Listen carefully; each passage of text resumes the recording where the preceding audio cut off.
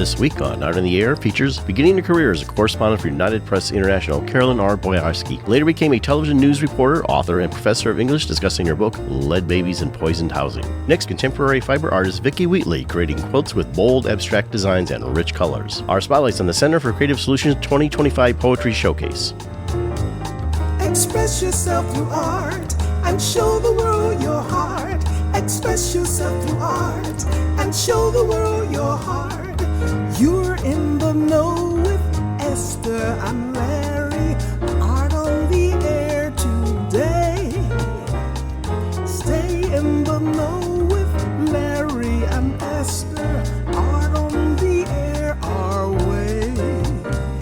Express yourself through art and show the world your heart. Express yourself through art and show the world your heart. Welcome. You're listening to Art on the Air on Lakeshore Public Media, 89.1 FM, WVLP 103.1 FM, our weekly program covering the arts and arts events throughout Northwest Indiana and beyond. I'm Larry Breckner of New Perspectives Photography, right alongside here with Esther Golden of The Nest in Michigan City. Aloha, everyone.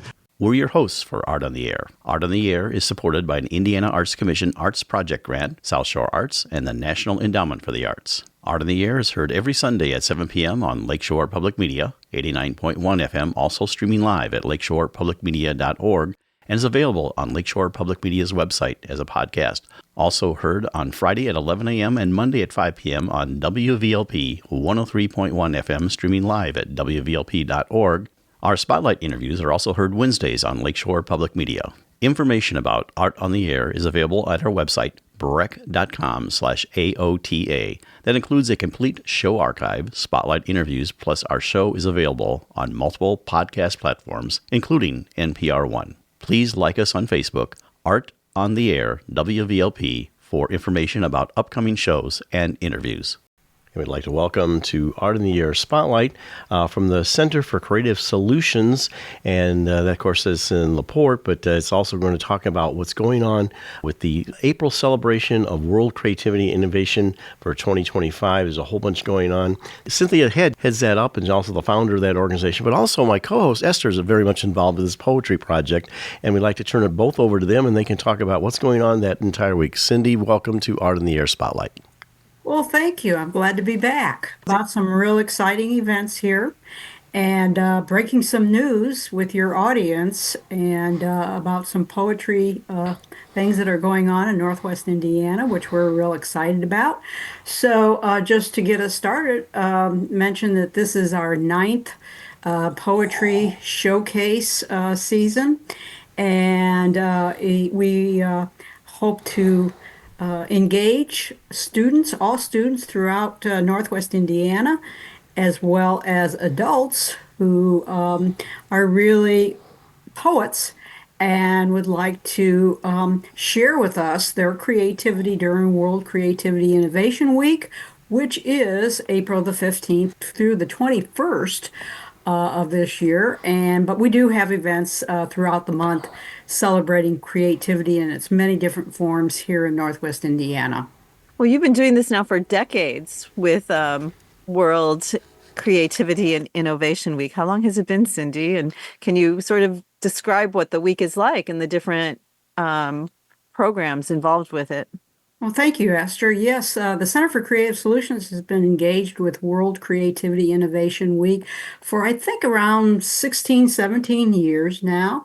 We were one of the first communities to recognize and try to organize our community around the theme of creativity every day for every person. And today, I am pleased to be able to say that there are over 140 countries throughout the world who are joining us for this celebration. So we're not alone. I will say that because we have been doing this for so long, we are very privileged because we have multiple events going on and things happening in April. So and many countries are just joining on, so they may sponsor one great event. but we have multiple events. So our goal is to create a culture of innovation and creativity throughout our communities here in Northwest Indiana, and the poetry showcase and the poet laureate efforts that we're going to announce today are really very exciting. And Esther, I know you've been involved for a long time, and your vision has been very valuable to us. It's so exciting, Cindy, I mean, because we feature kindergarten through 12th grade and then added adults maybe 4 years ago, I guess, but we started with kindergarten through 12th grade. And the response has been tremendous from the schools, from the teachers, the principals, the community. It's really been embraced, and we've grown from grown tiny and just organically have grown, and now we have our judge, William Allegrezza from U of I, who's a magnificent poet and author, and he's been our judge now for a few years, so we're very grateful to have him. So yes, and I would love for you to make the announcement, though. Well, we'll keep everybody's suspense because I do want everyone to make sure that they know how to participate in all of this. And they can go to our website and submit their poem. And then, as I understand it, that goes to none of the names or background information goes to the judge, so it's totally independent. Right. And then he tells us who the winners are. And then on April the 27th, that's a Sunday afternoon, we want to invite everyone to the Poetry Showcase reading. And this is a great event, and it has truly grown. I think last year we had over maybe 100 Wait, yeah, over a folks hundred that people. came, and they came from all over the region. And so that was really very exciting. It was not only the poets, but their families. And I have to confess that probably my favorite poets are the ones who are in the kindergarten, first grade, second grade, that the younger poets, because they are just amazing. And they are so composed. They are so enthused about being able to share their poetry. It's just delightful. And I hope everybody will be able to join us. Right. Their spirit is infectious, actually, and they just are so pleased, and the audience is so pleased to hear from them as well. And so please visit the website to find out all the rules and regulations for the showcase. It's pretty easy for the elementary school or for the K through 12.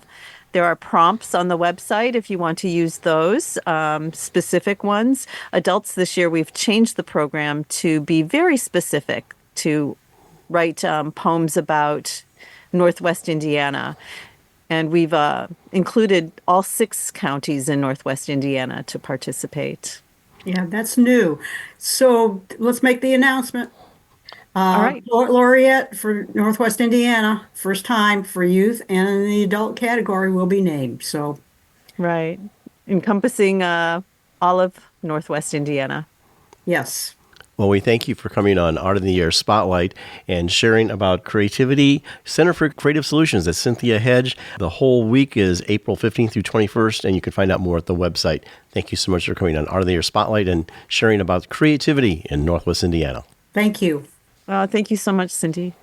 Art on the Air Spotlight and the complete one-hour program on Lakeshore Public Media is brought to you by McCauley Real Estate in Valparaiso, Olga Patrician, Senior Broker. And as a reminder, if you'd like to have your event on Art on the Air Spotlight or have a longer feature interview, email us at aota@brec.com. That's aota@brec.com. This is Curtis L. Chrysler, Poet Laureate of Indiana, and you're listening to Art on the Air on Lakeshore Public Media 89.1 FM and on WVLP 103.1 FM. We are pleased to welcome Carolyn Boiarsky to Art on the Air. Carolyn is an investigative reporter, academic, and author.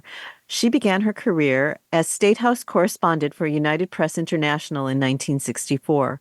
She went on to become a television news reporter for the West Virginia CBS affiliate. She has published in The New Republic, and The Progressive, and various other newspaper Sunday supplements. Later, she became a professor of English at Purdue University Northwest, authoring 5 books. She also founded the Northwest Indiana Writing Project. Recently, she retired to return to writing, with her latest book, Lead Babies and Poisoned Housing, being the result. Thank you for joining us on Art on the Air. Aloha and welcome, Carolyn. It's very wonderful meeting you. Thank you so much for having me and talking about my book. I love to talk about it. Well, we want to talk about you first, though. Our audience always wants to know about the background of our guests. I would say their origin story. So we want to hear how you got from where you were to where you are now. So tell us all about Carolyn. Well, I grew up in Philadelphia, and I wanted to be a teacher just like my mother. Back in those days, that's what most women who decided they wanted to go to college decided to be. But I didn't really want to be a teacher. I went through being a veterinarian. That looked just great. However, I realized I can't stand the sight of blood, and I would faint. This was not going to be a good profession for me. And when I was in junior high, I was an editor of the school newspaper. And at one point, my English teacher said, "Why don't you become a journalist, a reporter?"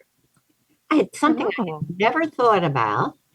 And I thought, that's perfect. It's just what I want. Except there were no women really in the field at that time. My model turned out to be Brenda Starr, who is a cartoon character for anyone who remembers. But that was it. I was determined. And when I graduated the University of Pennsylvania, I applied around for a job. Well, it was the same time that the reporters at New York Times had gone on strike. And so there were an awfully lot of men wandering around looking for jobs along with me. And it was really difficult to find one. Finally, I got an interview with United Press International. For those who don't know what that is, that was the competitor to Associated Press, AP at the time. It has since gone out of business, and it wasn't my fault. At that point, went down, I was interviewed by the gentleman who was head of the Philadelphia UPI. And after interviewing me, he said to me, "Well, Bonnie," who was a former classmate of mine and a year older than me, we sent Bonnie to Baltimore and she's done okay. So we're willing to give you a try." That's how difficult it was in those days for a woman to get a job. Wow. But I went down there and apparently I did okay. 2 years later, I got an offer to do television news for the CVS affiliate in Charleston, West Virginia, which was where I was with UPI. And so I became a TV newscaster, reporter, and one of the very few in the country. There were almost none at the time that I was doing it. Nancy Robinson, for anyone who remembers, Nancy Dickerson, her son John Dickerson has since become a known personality in TV news, but she was the first who really was known doing television news. And let's see, from there, I did get married. I married one of the men I was covering at the State House. He was a deputy commerce commissioner. He eventually left the State House in West Virginia and began his own business as selling aircraft. And that, by the way, was how I wound up getting a pilot's license. But he wound up also getting jobs around the country, being offered better jobs where he could make more money. And so I wound up traveling around the country, left television news, left actually investigative reporting, and began to do public information, especially in terms of educational organizations. I did information for the White House Conference on Youth in 1971 in Washington, D.C., which was quite exciting. And I was under President Nixon, but I was a Democrat, but it didn't matter. We were a group of young people under the age of 30 who were meeting with people around the country, bringing in young people and finding out what that generation wanted to do, to be, and wanted the country to do for them. We went back to Kennedy as what ask not what this country can do for you, but what can you do for this country? And That, you know, Carolyn, you sound like Brenda Starr. I think you did lead the Brenda Starr life.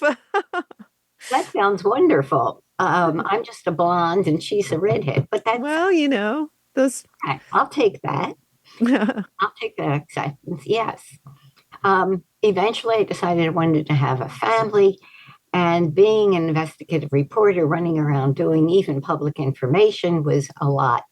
So I decided to go into the academic world. I went back to the universities and got myself a doctorate degree and eventually wound up here in Hammond, Indiana, teaching at Purdue University, what then was Calumet, what is now Purdue University Northwest.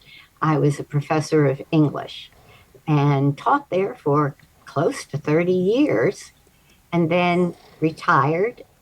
And just before I retired, I found out about what was going on in East Chicago and decided I was going to go back to my investigative reporting and I would retire and write a book about what I thought was a horrific but fascinating story. You know, and we'll pick up on that a little bit later, but I want you to tell a story about when we talked yesterday about like when you wrote a story, and I think that's when you were in West Virginia, and then I don't know if the network was going to pick it up, but you couldn't read your own story. Tell us a little bit about that, and also some of the other challenges women had in that era. Well, aside from getting a job in the first place, that was when I was doing TV news. And the best thing you could do was, I was local news. I was with the local station in Charleston. But the best thing that could happen to you was if the network thought there was a story you were doing that they wanted to put on the network. And I can't remember what the story was, but I got on the phone when they called to ask for the information and gave it to them. And yes, they decided they wanted to do it. And if you even see it happen now on television, where the news goes to the local reporter and the local reporter reports the information. And they said, we very much want to do the story. Is your director around? Who was Ed Rabel, who eventually did wind up on CBS. And so I had to get Ed to come in and tape the story because they didn't want me to do it. And Ed and I decided, since I had written it, we would share the amount of money they gave us. Wow. There were other stories too. While I was doing TV news, that was during the Vietnam War. Somebody came on phoned me and said, how can a woman tell the story of the war? You shouldn't be on talking about war. And I had a quick answer. I said, women should be on that more than men. We're the ones that bore the children that are out there fighting. So that was definitely one of the stories. I remember covering a story about a union meeting. Well, there were almost no women in any union at the time. I walked in and it was an entire auditorium filled with men. It was an eerie, strange feeling that I was the only woman where there was really, I think, several hundred men in the area. That too has changed a lot. And everything has changed so considerably. One of the things that amazed me was that there was recently a woman appointed the executive director of the Northwest Indiana Times. And I thought that was just amazing that where I had trouble just getting a job as a reporter, she had been appointed as the executive director of a newspaper. I just was so proud. Well, but it's your tenacious spirit that led the way. Yes, I was absolutely determined to do it. I think some of that determination disturbed my parents. But other than that, yeah, I'm very glad that I pushed forward. And so many women like me at that time began to push forward. Andrea Mitchell, who's on CBS, attended University of Pennsylvania shortly after I did. And she's another one from the University of Pennsylvania who has really done a fantastic job of indicating what women can do in the field. Were your parents activists or advocates? I mean, is that where you got that urge to investigate and to push forward? No, I think I was just determined. You can't tell me because I'm a woman, I can't do something. Mhm. I was there to prove I could. Why shouldn't I? And as I said, my teacher had to become a journalist, and it really was what I wanted to do. And I didn't want anybody to stop me. I was going to figure out how to have a family, how to also have a career. I was determined. Well, and that's even in the public broadcasting field. With like NPR, you had Susan Stronberg, Linda Wertheimer, Nina Totenberg, who went on to television, and Cokie Roberts, actually. They all were kind of founding members of the NPR whole news cycle of that, and they were early founders, women founders. And I think they had maybe a little easier door because people didn't regard public broadcasting at that time as anything that good, but they all became major players in that. So. Absolutely. One quick question is about, and with your experience, if there was especially a young woman, but I guess this could apply for a man, what advice would you get if they want to go into like news reporting, whether it be print or broadcasting? What advice would you have for them? Right now, I'm not sure because I don't know where the news profession is going. My feeling is it's going entirely to digital, and which might be easier to have do both digital and raise a family, right. Which was what I wanted. I don't think women in those days, it was if a woman had a career, she wouldn't have had a family. And that was ridiculous. I was determined to have both, and I did. And I think women, men going into journalism today, I hope, will continue to have the kind of investigative minds that we had back when the press was read as a newspaper. I just read an article today where their paperback has pretty much gone out of print, that publishers are only publishing hardbacks, or mainly publishing hardback. And I found that with the book, this book, Babies in Poisoned Housing. They did a hardback book. They then went on to do an ebook, but they did not do a paper book. Wow. And what I've noticed also is that hardback books can be purchased for cheaper than paperback books, which is just the opposite of what when I was growing up and earlier. Yes. So I think it's a very changing profession, and I'm just not sure where things are. But I have met a member of the Society of Environmental Journalists, and there are quite a few men and women that are involved in there, mostly doing freelancing. Back in the day, I couldn't do it. I couldn't make enough money. I didn't see how to do that and make enough money to raise a family, send a child to college. But they seem to be doing it. So I think the whole field is changing. But we in this country need journalists. We need people that tell the truth, the real facts, that can combat and provide the information that's out there, where people can go and know they're getting trustworthy information. And that doesn't exist so much. You have a lot of news outlets that are maybe sounding boards for various point of views. And you're right, the having good and people criticize mainstream journalism, but you need that investigative level to bring the true facts forward. And, there's people out there or news organizations that don't do that. They're basically propaganda for different views.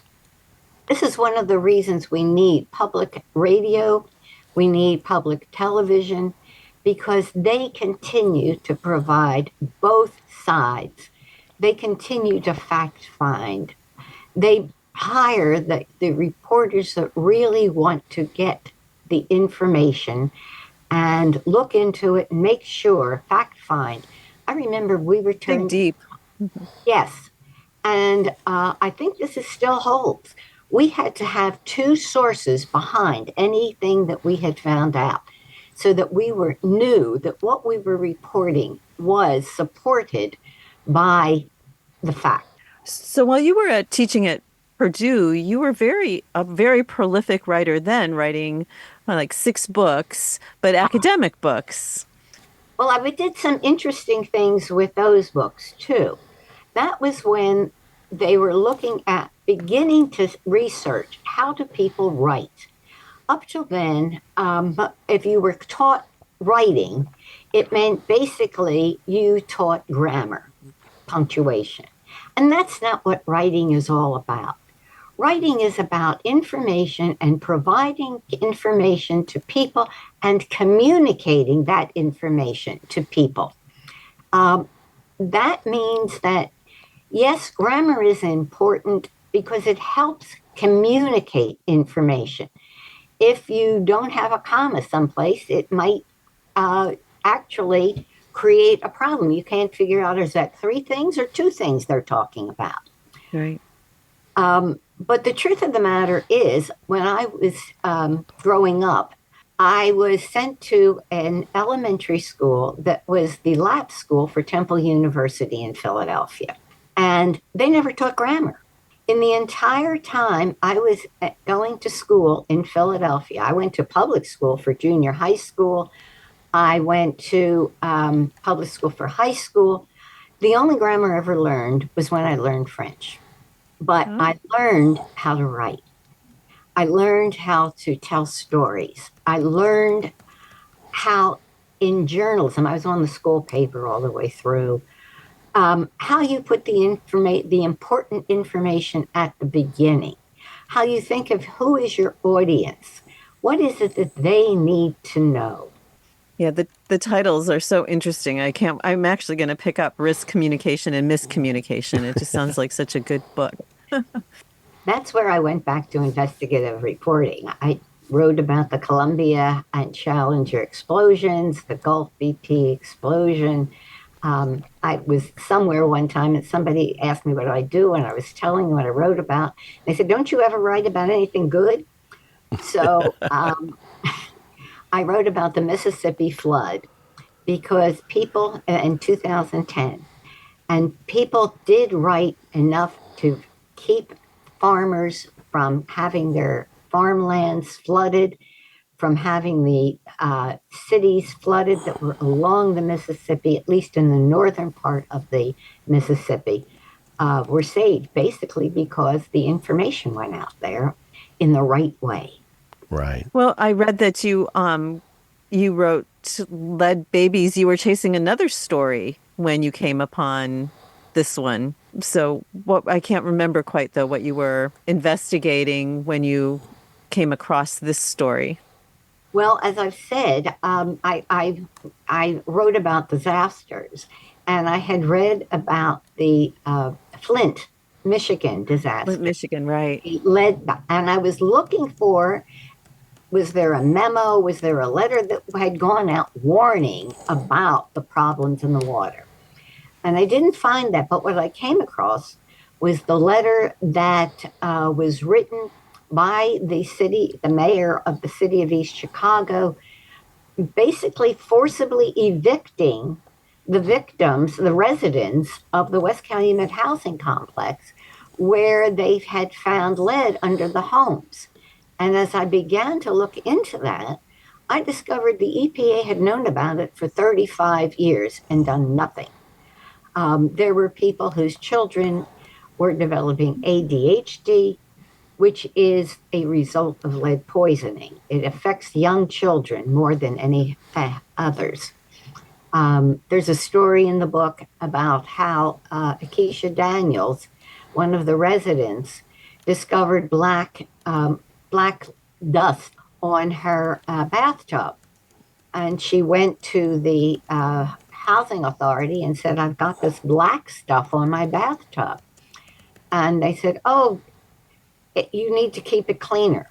And one of the problems is that those kinds of agencies often blame the people rather than themselves for what they did not maintain. What they found was that the bathtub had no flooring under it.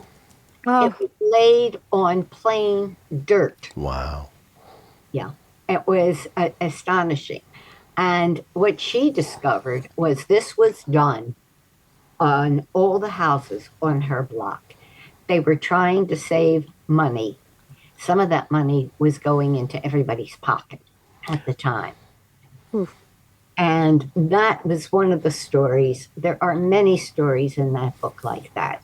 And but unfortunately, we're going to run out of time for you to read it, but we want you to give you an opportunity to say how they can find the book, Lead Babies and Poisoned Housing. And also, you have an event coming up where you're doing a reading, I think, in Valparaiso. Tell us about that.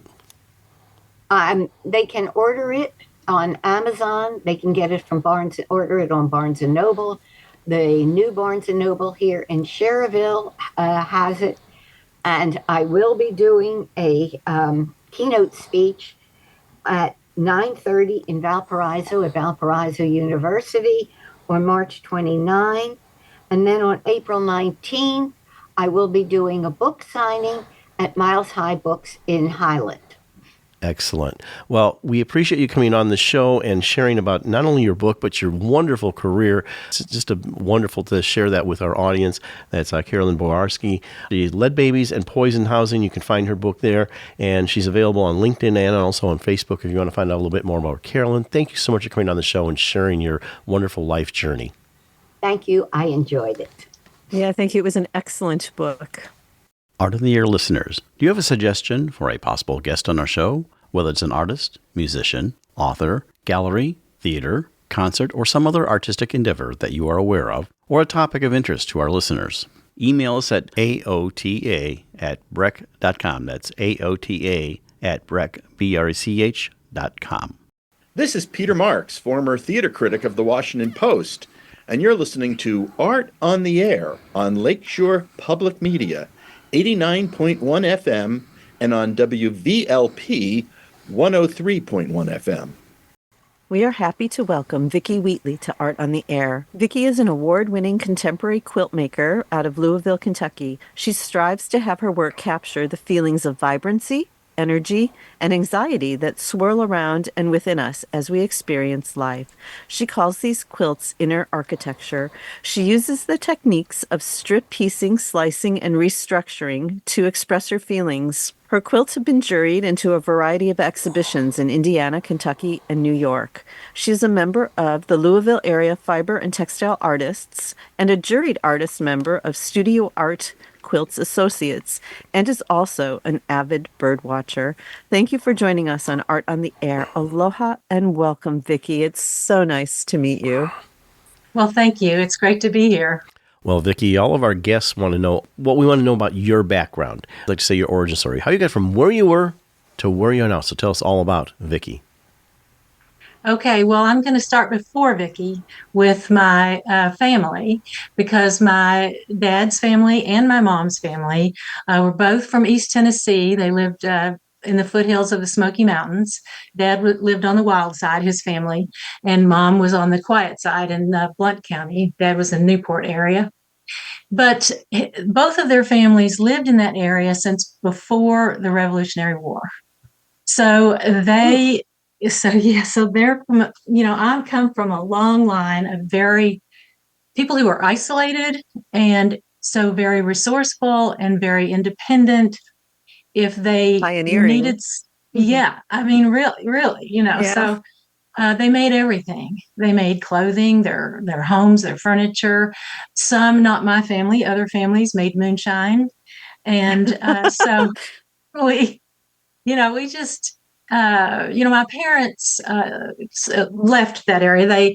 Dad was in World War II, and when he got out, he went to the University of Tennessee on the GI Bill.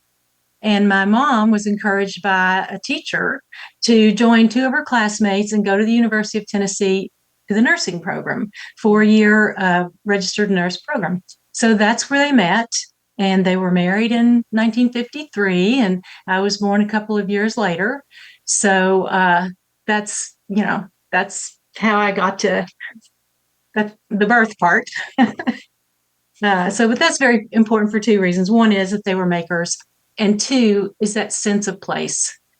And although I never lived in East Tennessee, I have been there so many. I mean, we went back, the cousins were there, everyone was there. Granddad's house, was there, and we visited all the time. So it is a beautiful, incredible natural area. And that is one of the things that I love and I feel connected to from there. So what kind of activities were happening? So what were you visually aware of, especially in the realm of making things as you were growing up? Like, did all the cousins get together and go out and, get into adventures?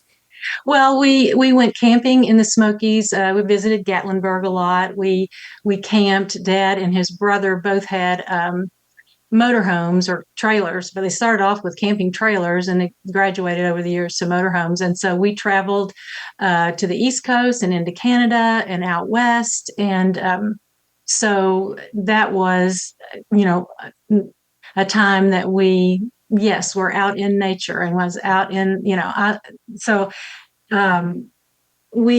one of the things about Mom and Dad both is that Dad had a job where we moved about every 3 years. So that was kind of cool. It was, it was a little bit hard sometimes to shift gears and move to a new place. But one of the places that was very instrumental in my love for the outdoors was when we moved to Simpsonville, Kentucky. And we rented a big house on a 400-acre working dairy farm, Black Angus cattle farm, tobacco base, hay fields, and he bought me a pony. So I was free to go. There was a dinner bell outside the house, so I could go wherever I wanted to go, stay as long as I wanted to stay.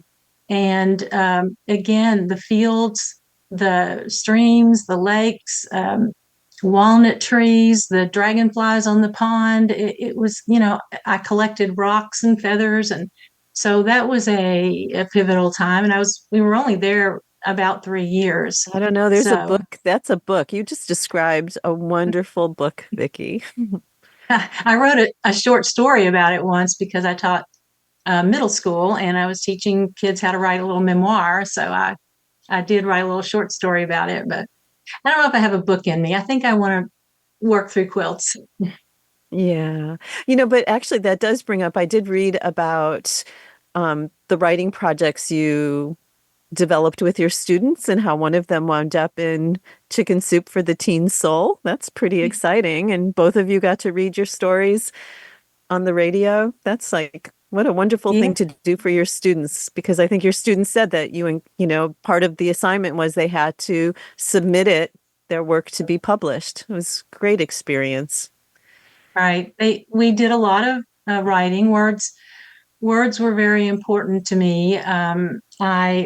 When I was in, and I wanted to share that love of words and writing, I think they surprised themselves when they were, selected to be in a magazine or in a book. So, but anyway, so words, yes. In Morristown, New Jersey, we were in Simpsonville, and then we moved. I was in the 3rd grade or 6th grade by that time, and then we moved to Morristown, New Jersey. Dad was working in New York City at the home office at that time, and quite a shock. This was in the late 60s, early 70s. So to go from Simpsonville, Kentucky to Morristown, New Jersey, right outside of New York City, was culture shock to say the least. But I loved it. The education system was fabulous. So at one point in high school, I was reading The Red and the Black by Stendhal in French. I was reading The Flowers of Evil by Baudelaire, the poetry, in French. In Latin, we were reading Aeneid. And in my language arts class, and I had a crackerjack language arts teacher, she was awesome. We were reading Richard Wright's Native Son. So words and what I see, the visual landscape, the natural landscape mostly, but I love cities too. You can look at windows and reflections in windows and doors, and there's just a lot out there to take in. Yeah, and they're reflected in your quilts, actually, all those scenarios. So how many years did you teach? And was it all middle school that you taught? I started off teaching middle school, and then that was probably 3 or 4 years. And then when my son was born, I went back to work, but decided that is not what I wanted to do. So we tightened our belts, and I quit working for 7 years. And during that time, I fell back onto the traditions of my family, and I made everything in the house that needed to be made. Curtains, I reupholstered furniture, stenciled floor cloths for rugs. I also got interested in embroidery. I joined the Embroiderers Guild and did a lot of hard hanger and pulled thread, and so I, the making part was very strong at that point. And then was it strong growing up in the household too? I mean, were you like in close contact with your grandma, and no? No, my dad's mother died when she was in her 40s. And we lived in Simpsonville and then in New Jersey. And so it was a long way to East Tennessee. So we did go, around Christmas time or Thanksgiving, and in the summer. In the summers when we would travel around with Uncle Everett and his kids, my cousins. And so we saw them, but I didn't grow up with them. Mm-hmm. But, mom was making everything in the house and all my clothes until, the dress code was you had to wear dresses. So as long as we wore dresses, she made them. And then thank goodness in high school at some point they did away with that. And, faded blue jeans with holes in them came into vogue. I did embroider on those, and, Yeah, me too. I remember when the school I was at, when they first were allowing jeans, the big discussion was, but they can't have those metal studs on it because they'll damage the furniture of the school. And I'm like, look at these desks and like, these are from like the 1940s. Are you kidding me? What damage are they going to do? Oh, that's funny. Yeah. Well, it's funny, the dress code, because when we were wearing those dresses, they were mini skirts. And so really, I think they changed the dress code to pants, and jeans just to protect us all from ourselves. They were almost wide belts at that point. So, right. After you did the 7 years, did you go back to teaching? I did. Let me think. Then I went to elementary school because my kids were in elementary school, and we lived, 5 minutes from an elementary school. And I was no longer working in Louisville or living in Louisville. We were out in Oldham County, where we had 7 acres and a horse. And so, I went back as an elementary school teacher, and I taught everything because I was of that age. They grandfathered, now you have to have specialties for each grade level or section. But at that time, I was grandmothered in, I guess, as K through 8. I could teach anything. So I taught, kindergarten, first grade, second, third. And then I did that for a while, and then moved back to middle school teaching language arts and social studies. And I did that through 2011, so I went back to work. My daughter was 6, and so that would have been about 89, 90, and worked until 2012 and then retired. Do you have a favorite grade to teach? Oh, that's a good question. It depends on the day, because That is the truth. it was not kindergarten. It was not kindergarten. I taught kindergarten for two or maybe the third years when it happened. And for some reason, we had 40 kids in the class. I had Oh, 40 kids to start school. They got that worked out, but it took a few weeks. And they're 5-year-olds and they've never been to school and they need you. I could not get their attention unless I sang. And ah, I am not a good singer, but good enough to get their attention and get them, whatever I sang, they would listen to. And then I thought, I'm not doing this again. I'm going to make it through this year and then I'm going to go to a little bit older. But I love the middle school mostly. They've got hormones going on and some days they act like kindergartners and some days they're just wonderful. But you can do so much with them and the writing and I had people come in to work with them, artists to come in, and especially with poetry and writing. And I just love that. I love seeing what someone who from the outside who wasn't their everyday teacher could really get out of them as right. writers. It was wonderful. You're listening to Art on the Air on Lakeshore Public Media, 89.1 FM, on WVLP, 103.1 FM. So middle school presents the same kind of challenge. They're kids, and yet they want to be adults. It's sort of a transition period there, but it's also a very creative period. There's, you think, having worked with both high school and middle school myself, and I know that middle school age, there's something about the energy level that they have that they want to bring to the table. Yes, that's very true. They And it takes a lot of yeah. creative energy to teach. So when you got home, did you have enough left to continue with your own personal art practices? And when did they start to express, when did you start to express through the quilts? I guess Well, I made clothes mostly. I loved the fabric, and my mom sewed, and so that's what I did to express my creativity. I did use patterns, but I picked out, the fabrics and everything. I made a small quilt wall hanging for some friends. I loved I could afford like 1 yard of Liberty of London prints. They're just these beautiful prints from Bear Fabric, a wonderful fabric store in Louisville. And so with the scraps, I made a little wall hanging that looked like a sort of I don't know, mid-century modern kind of thing. And it was really quite good, but it was the only time that I made a quilt without a pattern until I retired. And when I retired, I guess this happens, maybe to a lot of people, but along the way, I always had in my mind that I was an artist. I mean, I took entomology at the University of Kentucky, and we were supposed to be learning how to, kill bugs. But I was looking at books of them and thinking, these are so beautiful, the patterns, and I would sketch out some of the patterns and think, I'm going to use this someday. Yes, I always had in my mind that I wanted to express, my unique vision of the world somehow. Poetry, I wrote a lot of poetry in college.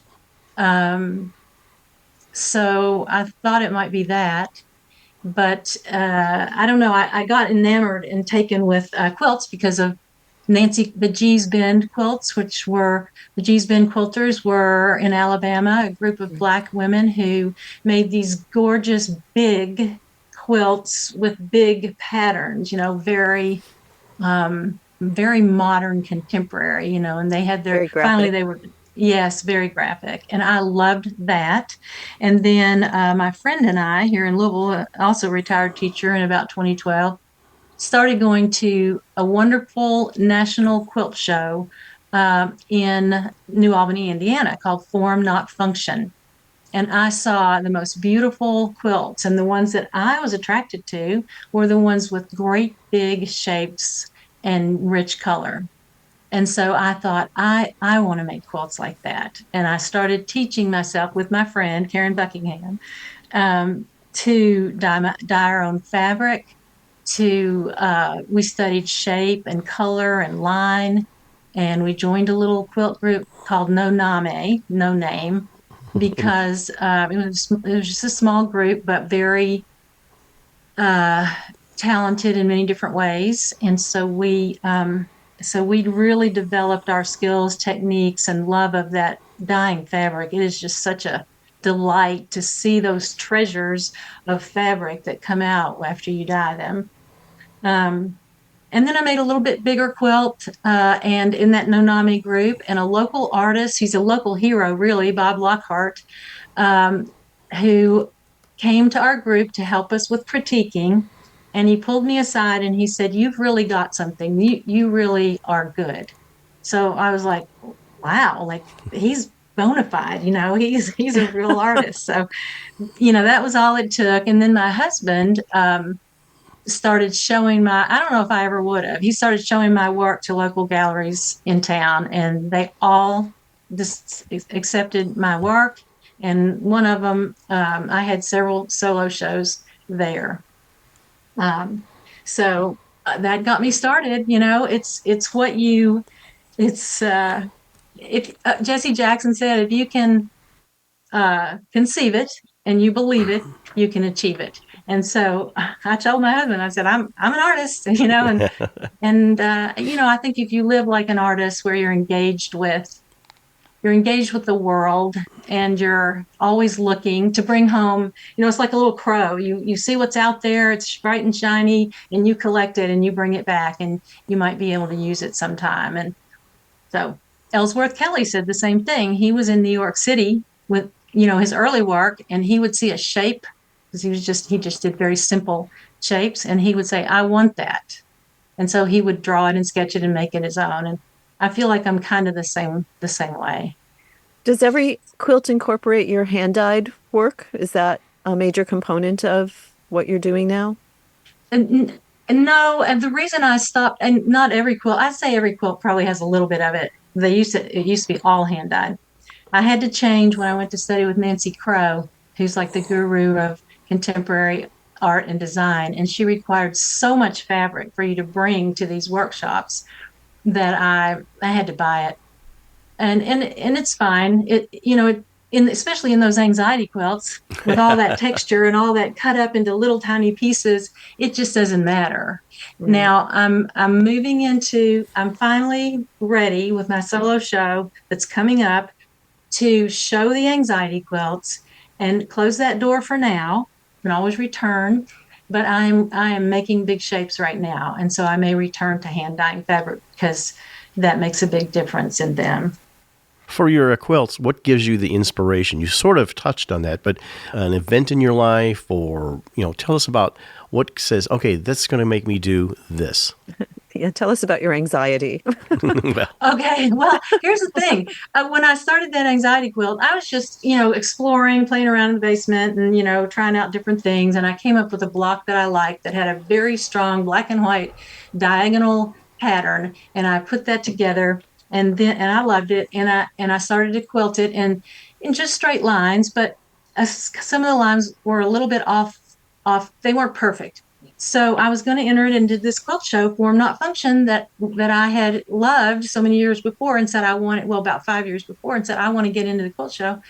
And so I call it Anxiety's Imperfections, because there were imperfections. Yes, but all those anxieties. Here's what I said about it. I'll just read it if that's okay. Yes, please. I am thinking about the structure that makes up our lives, the laws of physics and nature, the forms of our governments, the working of our minds, our daily routines, grand cities of civilization, past and present, and how these structures do not remain fixed. They give way to the slow accretion of time, or they are shattered in an instant. Natural disasters, war, a powerful idea.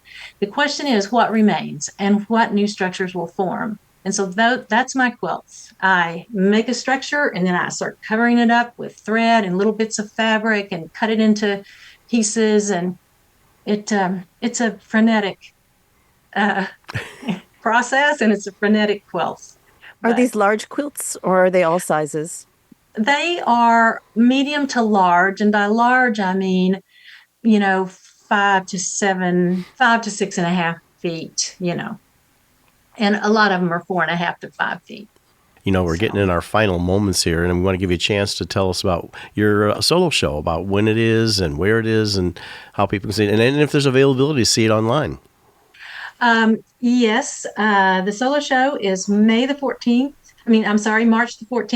through May the 10th. The opening is March 15th from 5:30 to 7:30. It's at the Harrison County Arts Center, and you can you can look at my website, VickieWheatley.com, to see my quilts. Most of those quilts are on the website that you'll see at the show. And I just want to tell everybody, work local. You can enter big shows nationally and all that kind of stuff, but this was a local show. I entered it. It was not a quilt show. It was a fine arts show.